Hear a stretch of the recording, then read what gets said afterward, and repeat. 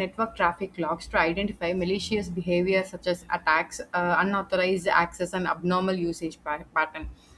Traditionally, all network logs from multiple devices are collected as a central server, which machine learning models are trained to detect anomalies.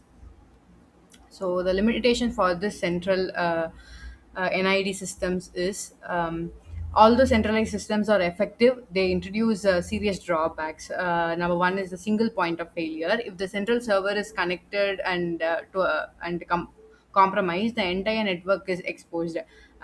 Privacy risk. Network logs contain sensitive users' data such as the IP address and corporate data. Regulatory issues.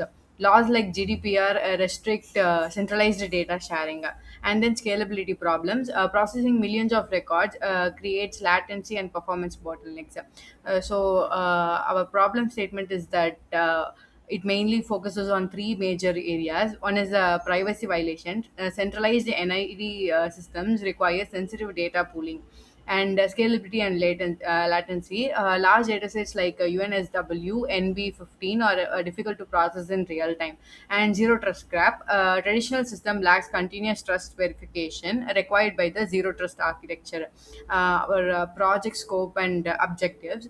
The scope of this project is built on a privacy preserving anomaly detection system using federated model. Our objectives includes benchmarking centralized model, developing a federated isolation forest, integrating anomaly scores into zero trust decision making, ensuring no raw data leaves local nodes.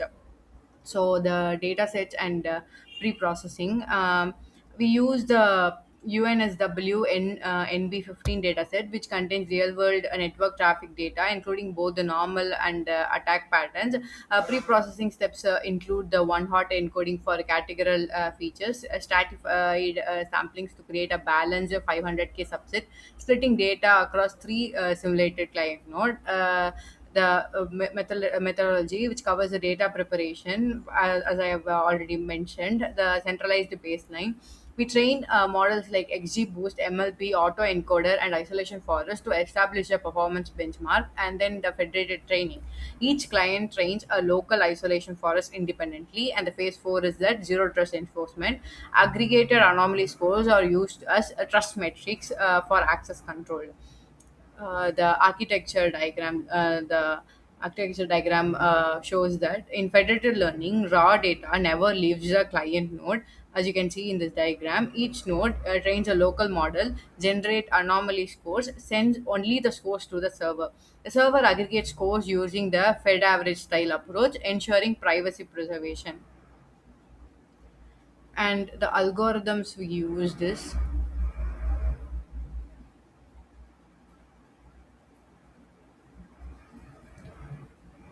isolation forest, core anomaly detection models, XGBoost and MLP, supervised baselines, autoencoder, unsupervised comparison model, and federated score aggregation, simulated fed average approach.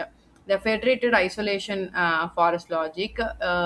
Each client trains an isolation forest on its local data. The anomaly scores are invented and averaged across clients to form a global federated anomaly scores, which reflects collaborative intelligence without data exposure. So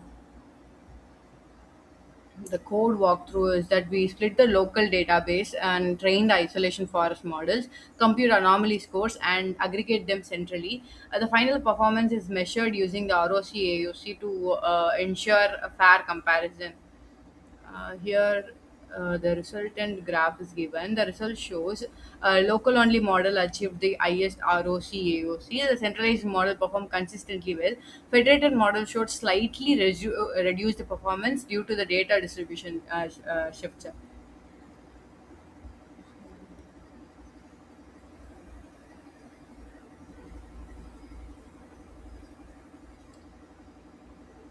Here we will